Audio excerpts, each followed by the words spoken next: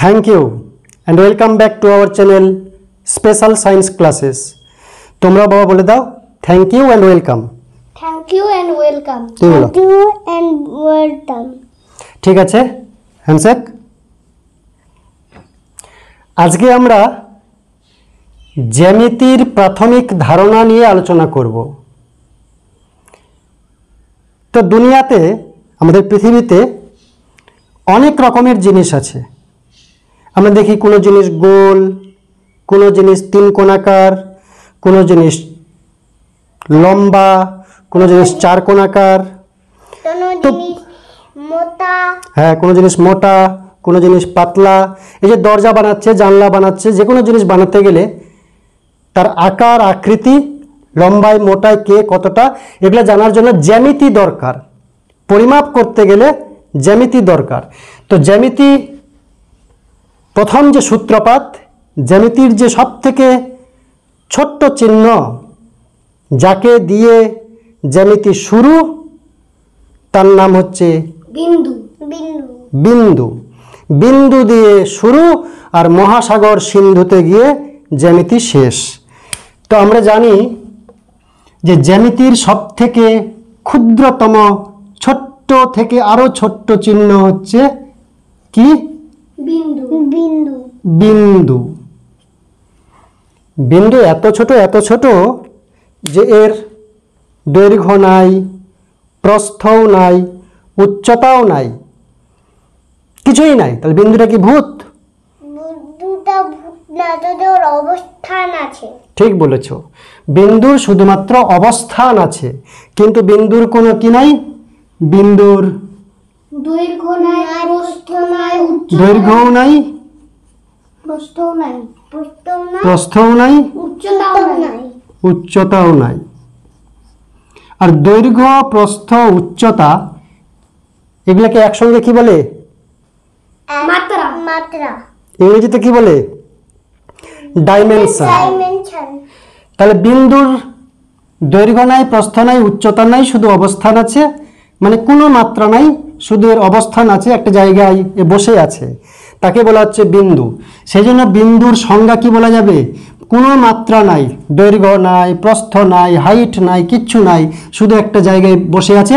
তাও যদি আমরা চিকন পেন দিয়ে লিখতাম আরও ছোট্ট হতো বিন্দু, ওর দৈর্ঘ্য প্রস্থ উচ্চতা মানে কোনো মাত্রাই থাকতো না। সেই জন্য বলা হয় মাত্রাহীন জ্যামিতিক চিহ্নকে বিন্দু বলে। মাত্রাহীন সরু যদি পেন লিখতো, চিকন পেন মানে সরু পেন। মাত্রাহীন জ্যামিতিক চিহ্নকে কি বলে? কি বলে? বিন্দু। বিন্দু বলে। মাত্রাহীন জ্যামিতিক চিহ্নকে বিন্দু বলে, বা বিন্দুর মাত্রা হচ্ছে শূন্য। শূন্য মাত্রা মানে কি? এর ডাইমেনশন কত? শূন্য। মাত্রা হচ্ছে শূন্য। অসংখ্য বিন্দু, ছোট্ট ছোট্ট অসংখ্য বিন্দু। ঘুম পেয়ে গেছে নাকি বাবা? ক্যামেরার সামনে ঘুমাচ্ছিস? অসংখ্য ক্ষুদ্র ক্ষুদ্র ছোট্ট ছোট্ট বিন্দু যদি পাশাপাশি বসে, একটা বিন্দুর পাশে আরেকটা, তাকে টাচ করে আরেকটা, তার ঘাড় ধরে আরেকটা, তার গলা ধরে আরেকটা, বিন্দুগুলা পাশাপাশি পাশাপাশি টাচ করে করে বসছে, কি তৈরি হবে? কি তৈরি হবে? রেখা তৈরি হবে। যদি আমরা বিন্দুগুলোকে সোজাসুজি বসাই, এই ফাঁকা ফাঁকা না, আরো টাচ করে করে,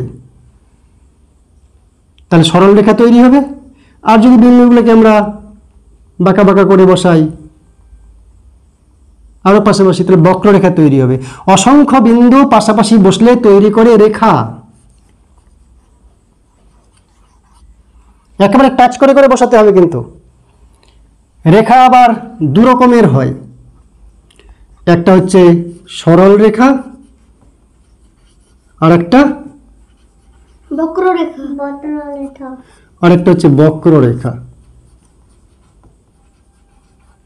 সরল রেখা, বক্ররেখা। সরল রেখা মানে কি? সোজাসুজি রেখা, একটা নির্দিষ্ট দিকে আছে। আর বক্ররেখা মানে কি বেঁকে বেঁকে বেঁকে বেঁকে এদিক ওদিক সেদিক দিক পাল্টায় পাল্টায় যাচ্ছে। তাই সরল রেখা মানে হচ্ছে সোজাসুজি রেখা, আর বক্ররেখা মানে ট্যাঁ টু প্যাঁ পু, বেঁকে বেঁকে গেছে। বুঝতে পেরেছো না বুঝতে পারোনি? বুঝতে পেরেছি। এবার রেখার কয়টা মাত্রা আছে? আচ্ছা, রেখার ভালো উদাহরণ কি? মনে করো তোমার মায়ের একটা লম্বা চুল নিলাম, চুলটা যদি একদিকে ধরি তো বেঁকে টেকে থাকবে বক্ররেখার মতো, আর যদি চুলটা দুই দিকে ধরি টান টান করে ধরি তাহলে কি হবে? তাহলে টান টান করে ধরলে সরল রেখা হয়ে যাবে। সরল রেখা হয়ে যাবে। তো সরল রেখা দিক পাল্টাবে না, যেদিকে যাচ্ছে তো ওদিকেই যেতে হবে, ঘুরলে হবে না। আর বক্ররেখা পাগলের মতন দিক পাল্টাপাল্টি করছে, এদিক ওদিক যাচ্ছে। সরল রেখা বা বক্ররেখার মাত্রা কত? এর মাত্রা হচ্ছে, সরল রেখার মাত্রা কত? সরল রেখার মাত্রা হচ্ছে এক, একই দিকে গেছে, খালি লম্বাটা মাপা যায়। তাই রেখার মাত্রা বা বলা যায় সরল রেখার মাত্রা হচ্ছে এক, মানে ডাইমেনশন হচ্ছে ওয়ান 1, ডাইমেনশন। একমাত্রিক। One dimension. একমাত্রিক। এবার অসংখ্য সরল রেখা যদি পাশাপাশি বসে, যেমন আমাদের জামা কাপড়গুলো সুতা দিয়ে তৈরি, সুতাগুলা কি রেখা। অসংখ্য রেখা যদি পাশাপাশি বসে, অসংখ্য সরল রেখা যদি পাশাপাশি বসে, কি তৈরি করে? তল। এরকম অনেকগুলো রেখা পাশাপাশি বসছে, তল তৈরি করবে তল। তল আবার দুই রকম আছে। তল হচ্ছে কয় রকমের? সমতল, বক্রতল।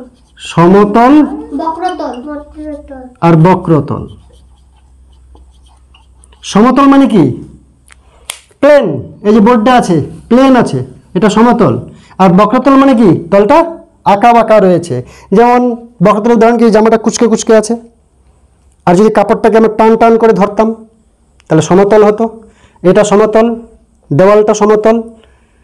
আর যদি কুচকে কাচকে থাকে টেরা বেঁকা হয়ে তাহলে হচ্ছে বক্রতল। তাই সমতল এরকম, আর বক্রতল মনে করলাম টিন যেগুলো রয়েছে, ঘরের টিন থাকে না বেঁকা বেঁকা করে ঢেউ খেলানো, এটা হচ্ছে বক্রতল। এরপরে অনেকগুলা তল যদি পাশাপাশি বসে, অনেকগুলা তল যদি পাশাপাশি বসে, যেমন এই যে এটা রয়েছে, এক একটা পৃষ্ঠা মানে দুটা করে তল, তাই তো? উপরে একটা তল, নিচে একটা তল। তো এখানে দুটা তল, আবার দুটা তল, আবার দুটা তল, এই একসঙ্গে বসাইছে। তো কি তৈরি হচ্ছে? মোটা জিনিস, যার ঘনবস্তু, যার দৈর্ঘ্য আছে, প্রস্থ আছে, আবার উচ্চতাও আছে। তো দৈর্ঘ্য আছে, প্রস্থ আছে, উচ্চতা আছে, 3 ডাইমেনশনের 3 ডাইমেনশন তৈরি করছে ঘনবস্তু। তাহলে কয়েকটা তল পাশাপাশি বসে বা অসংখ্য তল পাশাপাশি বসে তৈরি করে কি? 3 ডাইমেনশন ঘনবস্তু। ঘনবস্তু। ঘনবস্তু। যেমন একটা বই বলতে পারি, বা কাঠের যখন জিনিসপত্র বানায় দেখবে একটা মেশিন দিয়ে কাঠটাকে চেঁচে চেঁচে কি করে? পাতলা পাতলা তল তৈরি করে। অসংখ্য তল দিয়ে তৈরি হয় ঘনবস্তু। ঘনবস্তুর দৈর্ঘ্য আছে, প্রস্থ আছে, উচ্চতা আছে। তাই এর মাত্রা কত? মাত্রা হচ্ছে 3। মাত্রা হচ্ছে 3। দৈর্ঘ্য আছে, প্রস্থ আছে। আর ডাইমেনশন। আর তল হচ্ছে 2 ডাইমেনশন। ও তলের লিখে নি বেটা, তলের হচ্ছে 2 ডাইমেনশন। তলের মাত্রা হচ্ছে 2 ডাইমেনশন, মানে দ্বিমাত্রিক। দ্বি মানে 2, দ্বিমাত্রিক। ঘনবস্তু ত্রিমাত্রিক। ঘনবস্তুর মধ্যে কোনো আয়তন আছে, ঘনবস্তুর মধ্যে কিছু ভরে থাকতে পারে, ঠিক আছে? আমরা ঘেমে গেছি, একটু ঠান্ডা হয়ে নি। তো ঘনবস্তুর যদি চিত্র আঁকতে চাই তাহলে একটা বাক্স আঁকলেই হবে। এরকম এরকম একটা দিলে, দেওয়ার পরে এদিকে একটু বাড়াই দিলে, এদিকে একটু বাড়াই দিলে, এদিকে একটু বাড়াই দিলে, এদিকে একটু বাড়াই দিলে, এবার যোগ করে দাও, ট্যাঁ টু টু টু, হয়ে গেল ঘনবস্তু। একটা হচ্ছে দৈর্ঘ্য, একটা হচ্ছে প্রস্থ, আর একটা হচ্ছে উচ্চতা।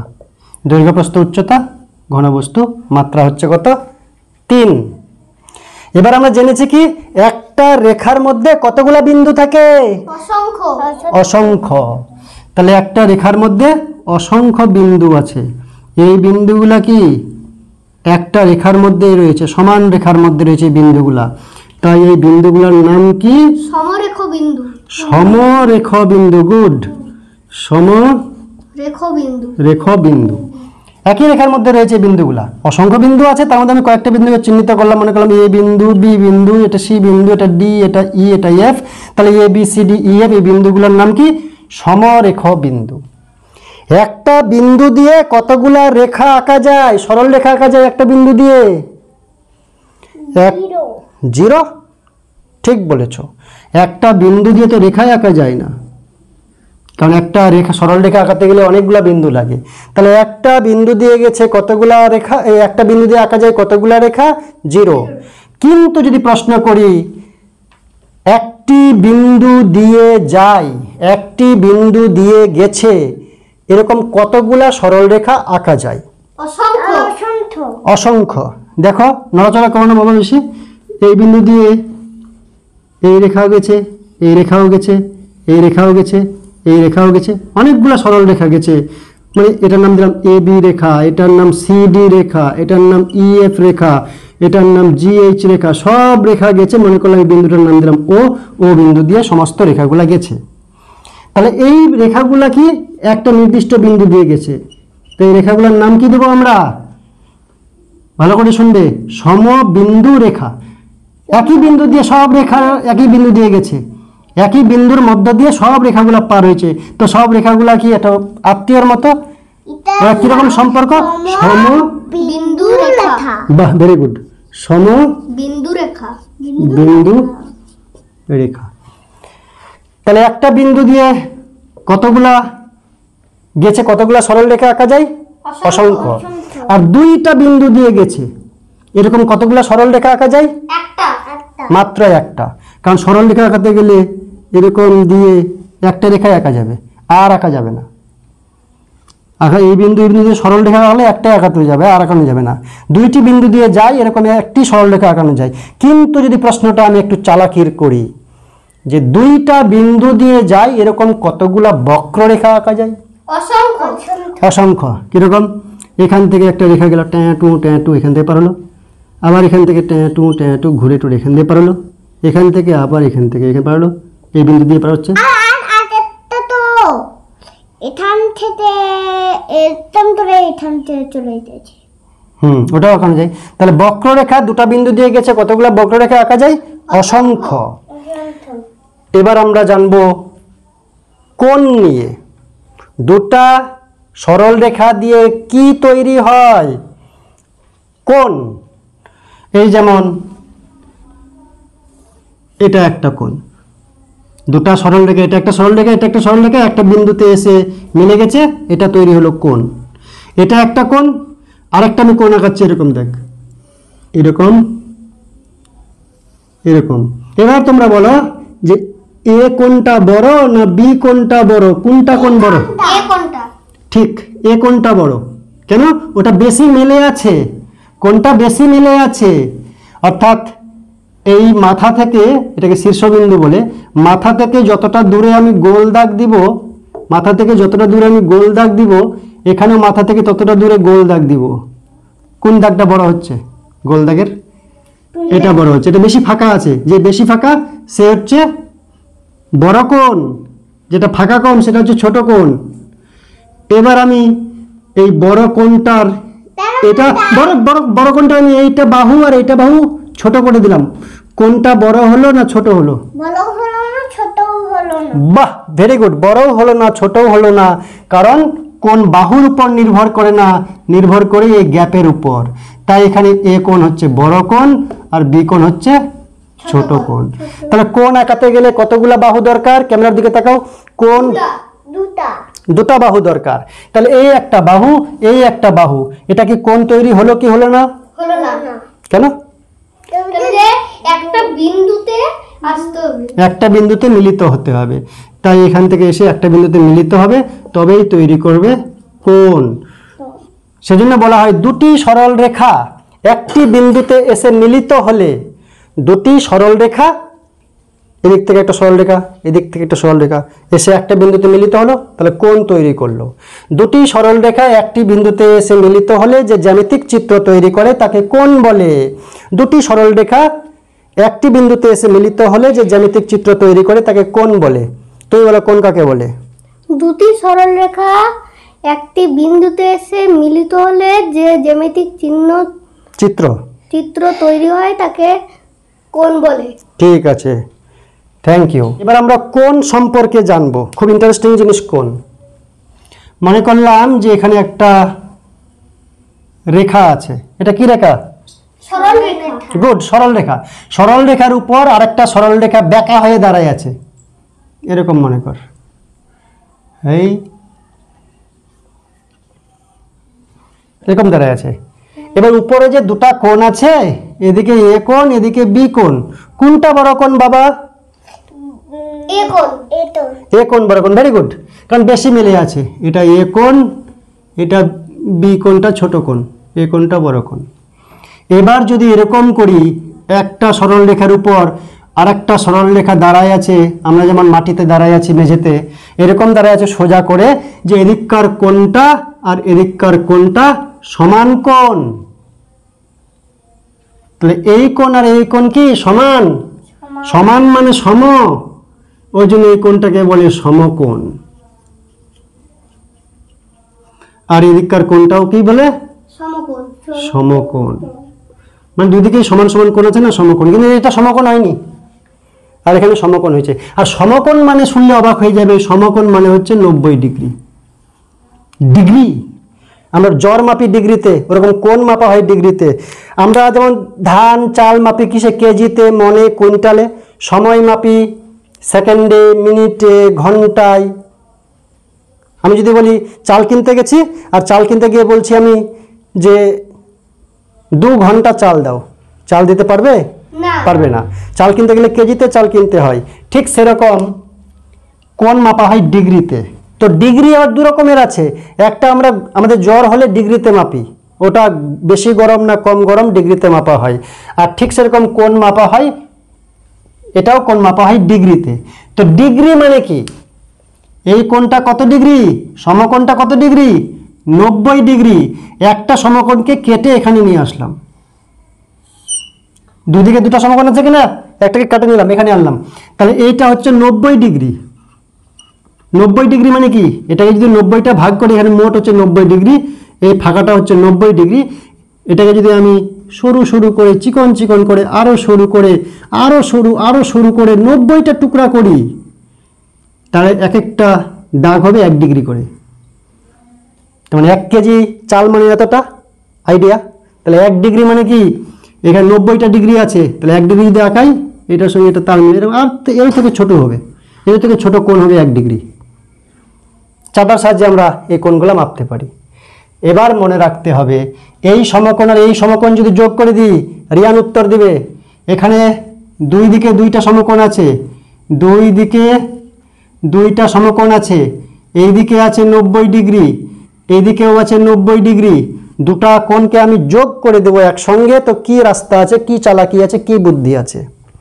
যে আমি লাইনটা হাতাই দেব, এই মাঝের লাইনটা মিশিয়ে দেব, হটিয়ে দিব, ভাগিয়ে দিব, শেষ করে দিব। তাহলে 2টা কোণ মিলে একটা কোণ হয়ে গেল। তাহলে একটা কোণ যদি হয়, তাহলে টোটালটা কত হলো? 180 degree. 180 degree. 80 degree. 180 degree. 180 degree কোণটা দেখ সরল রেখার মতো, সেজন্য 180 ডিগ্রি কোণকে কি বলা হয়? সরল কোণ। সরল কোণ। 180 ডিগ্রি কোণকে কি বলা হয়? সরল কোণ। সরল কোণ। আর 180 ডিগ্রিকে সমান 2 ভাগে ভাগ করলে কত ডিগ্রি কত ডিগ্রি পাবে? 180 ডিগ্রি কোণকে যদি এদিক আর এদিকে ভাগ করে, দুটো ভাগ করি, তো এদিকে কত ডিগ্রি থাকবে, এদিকে কত ডিগ্রি থাকবে? 90 90। সমকোণ সমকোণ।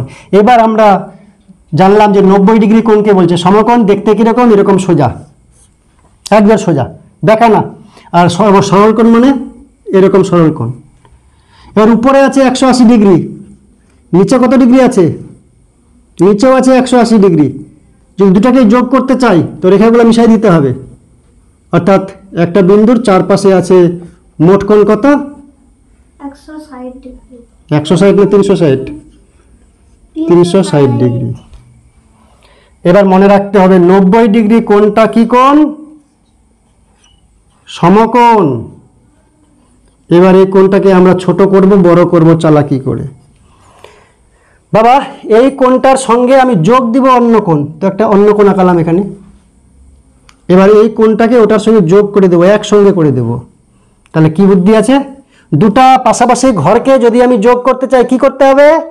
মাঝের দেওয়ালটা ভাঙে দিতে হবে। ভাঙিয়ে দিতে হবে। তো এটা ভেঙে দিলাম। তাহলে এখন 90 ডিগ্রি থাকলো না বেড়ে গেল? বেরিয়ে এলো। এটা কোণ হয়ে গেল 90 ডিগ্রির বেশি না কম? বেশি। বেশি বা বড়। 90 ডিগ্রির বড় কোণ তাকে বলা হচ্ছে স্থূল কোণ। স্থূল মানে মোটা, স্থূল কোণ। আর যদি 90 ডিগ্রির কোণটাকে ছোট করে দিই, এটা মনে করলাম 90 ডিগ্রি, কি করলাম? এই কোণটাকে একটু কেটে এটাকে বাদ দিয়ে দেব, অল্প কমাই দিলাম, মিশাই দিলাম। তাহলে এটা 90 ডিগ্রির কি হলো? 90 ডিগ্রির ছোট। ছোট। এই কোণটাকে কি বলে? সূক্ষ্মকোণ। সূক্ষ্মকোণ। Very good. সূক্ষ্মকোণ। সূক্ষ্ম মানে ছোট। আর যদি এরকম সরল রেখা হয়, এই কোণটাকে কি বলে? এটা মান কত? সরল কোণ। মান কত? তো 180। 180। 180 ডিগ্রি সরল কোণ। এটাকে কোণ কেন বলছে? এখানে দুটো সরল রেখা কই? কোণের সংখ্যায় ছিল দুটি সরল রেখা এসে একটা বিন্দুতে মিলিত হলে যে জ্যামিতিক চিত্র তৈরি করে তাকে কোণ বলে। এখানে দুটি সরল রেখা কই? মনে রাখতে হবে যে মনে করলাম এদিক থেকে একটা সরল রেখা এই পর্যন্ত আসছে, ওদিক থেকে একটা সরল রেখা এই পর্যন্ত আসছে, দুটি সরল রেখা মিলিত হয়েছে, 180 ডিগ্রি কোণ তৈরি করেছে। এবার 180 ডিগ্রি কোণ আছে কিনা এটাকেও বড় করব আমরা। এটাকে আমি এদিকে একটু বাড়িয়ে দিলাম, বাড়িয়ে দিয়ে এই কোণ আঁকালাম। তো উপরে 180 ছিল আর নিচে আরেকটু আঁকাইছি। এবারে 180-র সঙ্গে একটু যোগ করে দিলাম, মানে ওটা মিশাই দিলাম, তো বড় হয়ে গেল। এটা 180 ডিগ্রি চাইতেও বড় হলো। এই কোণটাকে কি বলে? 180 ডিগ্রির চাইতেও বড় কোণের নাম কি? প্রবৃদ্ধকোণ। ঠিক বলেছো, প্রবৃদ্ধ কোণ। এটাকে বলে প্রবৃদ্ধ। প্রবৃদ্ধ কোণ 180 ডিগ্রির চাইতেও বড়। এবার আমরা সংক্ষেপে, অতি সংক্ষেপে জানবো ত্রিভুজ। দুটা বাহু দিয়ে কোণ তৈরি হলো, এবার তিনটা বাহু দিয়ে ত্রিভুজ তৈরি হবে। এটার নাম কি? ত্রিভুজ। নাম কি বাবা? নাম কি? ত্রিভুজ। ত্রিভুজ। ত্রি মানে কি? ত্রি মানে? 3। ত্রি মানে হচ্ছে 3। Very good. আর ভুজ মানে? ভূত মানে দাঁত। ভুজ মানে দাগ, মানে লাইন, মানে রেখা, সরল রেখা। তিনটা সরল রেখা রয়েছে, একটা দুটা তিনটা, এটা ত্রিভুজ। কিন্তু যদি এরকম হয়, এই এরকম দিলাম, আর একটা এরকম দিলাম, এটা কি ত্রিভুজ হলো? না। হলো না, কারণ এদিকে ফাঁকা হয়ে গেছে, আবদ্ধ হচ্ছে না। এদিক থেকে গরু ছাগল ঢুকে যেতে পারে। তিনটি বাহু দ্বারা সীমাবদ্ধ সমতলিক ক্ষেত্রকে ত্রিভুজ বলে। Very good. তিনটি বাহু দ্বারা সীমাবদ্ধ সমতলিক চিত্রকে ত্রিভুজ বলে। এইখানে একটা বাহু থাকবে, এখানে একটা বাহু থাকবে, এই সমতলের উপর, বোর্ডের উপর এখানে একটা বাহু থাকবে। এই বাহুটা যদি উপরে থাকে তাহলে ত্রিভুজ হবে না, কারণ ভিতর দিক দিয়ে ফাঁকা থেকে গেল। কিন্তু ক্যামেরায় কি মনে হবে যে ত্রিভুজের মতো ভিতরে ফাঁকা আছে। একটা সমতলের মধ্যে তিনটা রেখাকে থাকতে হবে, তাহলে ত্রিভুজ তৈরি হবে। ত্রিভুজের মধ্যে, এবার তুমি বলো ত্রিভুজের মধ্যে কয়টা কোণ আছে? ভালো করে দেখো, বুদ্ধি করে বলো। ত্রিভুজের মধ্যে কয়টা কোণ আছে? 3টা। Very good. 3টা কোণ আছে। একটা কোণ, একটা কোণ, একটা কোণ, 3টা কোণ। আর বাহু কয়টা আছে? বাহু 3টা। 3টা। Very good. এবার এমনও হয় যে তিনটা যে বাহু আছে না, 3টা বাহুই যদি সমান হয়ে যায়, 3টা বাহুই যদি সমান হয়ে যায়, এই বাহুটা যত বড়, এটাও তত বড়, এটাও তত বড়, তো কোনটার নাম কি? না, ত্রিভুজটার নাম কি? সমবাহু ত্রিভুজ। সমবাহু ত্রিভুজ। সমবাহু ত্রিভুজ। আর যদি এরকম হয় যে 3টা বাহু সমান হলো না, 2টা সমান হলো, আর একটা ছোট অথবা বড় হতে পারে, 2টা বাহু, এটা বাহু আর এটা বাহু দেখ লম্বায় সমান আছে, আর এটা তো পুচকু ছোট আছে, তো 2টা বাহু সমান ত্রিভুজটার, এটার নাম কি? সমদ্বিবাহু ত্রিভুজ। সমদ্বিবাহু ত্রিভুজ। সম মানে সমান, দ্বি মানে 2টা, বাহু সমান, ওই জন্য সমদ্বিবাহু ত্রিভুজ। এবার একটা ত্রিভুজ আঁকালাম যে 3টাই ছোট বড়, কোনো বেটাই কারোর সঙ্গে সমান না, 3টাই ছোট বড় বাহু আছে, এটার নাম কি? বিষমবাহু ত্রিভুজ। বিষমবাহু ত্রিভুজ। Very good. সমবাহু ত্রিভুজ। বিষম মানে সব বাহুগুলাই ছোট বড়। এবার 4টা বাহু দিয়ে কি তৈরি হয়? চতুর্ভুজ। চতুর্ভুজ। চতুর্ভুজের কোণ কয়টা বেটা? 4টা। 4টা কোণ। এবার চতুর্ভুজে যদি এরকম হয় যে 4টা বাহুই সমান সমান নিয়েছি, খুব ভদ্র চতুর্ভুজ, 4টা বাহুই সমান সমান, আর কোণগুলাও সমকোণ, মানে 90 ডিগ্রি করে, তাহলে এই চতুর্ভুজটার আলাদা নাম আছে একটা, আমরা তো সবাই মানুষ, ক্ষেত্র। এটার নাম বর্গক্ষেত্র। Very good. অর্ধচিত্র। আর যদি 90 ডিগ্রি হয় কিন্তু চারটা বাহু সমান না, বিপরীত বাহুগুলো সমান, কোনটা 90 ডিগ্রি? আয়তক্ষেত্র। এটার নাম হচ্ছে আয়তক্ষেত্র। আবার আরেকটা কাণ্ড করতে পারে, এরকম এরকম অনেকগুলো কাণ্ড করতে পারে যে চারটা বাহু সমান কিন্তু বেঁকা বেঁকা কোনগুলা? চারটা বাহু সমান রম্বস। কিন্তু কোনগুলা 90 ডিগ্রি হয়নি, তাহলে এটা হচ্ছে রম্বস। রম্বস। এরকম রয়েছে। আচ্ছা বাবা, এরকম যদি করা যায়, ত্রিভুজে 3টা কোণ, চতুর্ভুজে 4টা কোণ, তাহলে পঞ্চভুজে 5টা কোণ, যদি অসংখ্য কোণ করে দিই তাহলে কি তৈরি হবে? একটা দোল। কি তৈরি হবে? বৃত্ত। গোল, বৃত্ত। তাহলে কোণ যদি আমরা অসংখ্য করে দিই, এরকম করতে করতে করতে করতে কোণ করতে করতে করতে করতে, তাহলে কি তৈরি হবে? বৃত্ত। তো বৃত্ত তৈরি হবে। বৃত্তের মধ্যে মোট কোণ কত আছে কে বলতে পারবে? বৃত্তের ভিতরে মোট কোণের মান কত? 360। 360 ডিগ্রি। আচ্ছা, এটা কি বৃত্ত হবে? এরকম করে রাখলাম, ট্যাঁ টু ট্যাঁ টু প্যাঁ পু প্যাঁ পু, এটা বৃত্ত হলো? সমান দূরত্ব বজায় রাখতে। কেন্দ্র থেকে সমান দূরত্ব, এটা তো পাশে আছে, এদিকে দূরে চলে গেছে, ওরকম পাশে দূরে গেলে হবে না, কেন্দ্র থেকে সমান দূরে। এটা কি রেখা? সরল রেখা, বত্র। বক্ররেখা। গুড। তো বক্ররেখাটা এখান থেকে যত দূরে আছে এদিকে বক্ররেখা, এখানে তত দূরে বক্ররেখা, এই তত দূরে বক্ররেখা। ভিতরে কেউ ঢুকে গেল পাশে, এ বলছে আমি বেশি বন্ধু পাশে চলে গেলাম, এ শত্রু দূরে চলে গেল, তাহলে বৃত্ত হবে না। বৃত্ত হতে গেলে সমান দূরত্ব বজায় রাখতে হবে, এটাকে বলা হয় কেন্দ্র। আমার অল্প বিস্তীর্ণের জন্য অল্প পাশে দিলাম। হ্যাঁ, এ মনে কর শত্রু দূরে চলে গেল, কেন্দ্র থেকে বেশি দূরে কম দূরে এরকম গেলে কোনোদিন বৃত্ত হবে না। বৃত্ত হতে গেলে সব সময় সমান দূরে রাখতে হবে এই বক্ররেখাটাকে। কোথা থেকে সমান দূরত্ব? কেন্দ্র থেকে, এটাকে বলা হয় কেন্দ্র। আর কেন্দ্র থেকে এই যে এটাকে বলা হয় পরিধি, কেন্দ্র থেকে পরিধি পর্যন্ত এই যে দূরত্ব, এটাকে বলা হয় ব্যাসার্ধ। ব্যাসার্ধ বলে। আর যদি এপার থেকে কেন্দ্র না করে একেবারে ওই পার থেকে কেন্দ্র দিয়ে এপার পর্যন্ত চলে আসি, তখন কি হবে বাবা? ব্যাস। তখন হয়ে যাবে ব্যাস। এপার থেকে ওপার গেলে একেবারে হয়ে যাবে ব্যাস। ব্যাস হচ্ছে পুরাপুরি। তো আজকের জন্য আমরা এই সমস্ত আলোচনা করলাম, আবার পরবর্তীতে জানবো, কারণ গরমে আমরা হাঁপিয়ে উঠেছি, আমার বাবাগুলোরও অনেক কষ্ট হয়েছে। সকলকে অসংখ্য ধন্যবাদ। তোমরা থ্যাংক ইউ বলে দাও। Thank you. Thank you, thank you.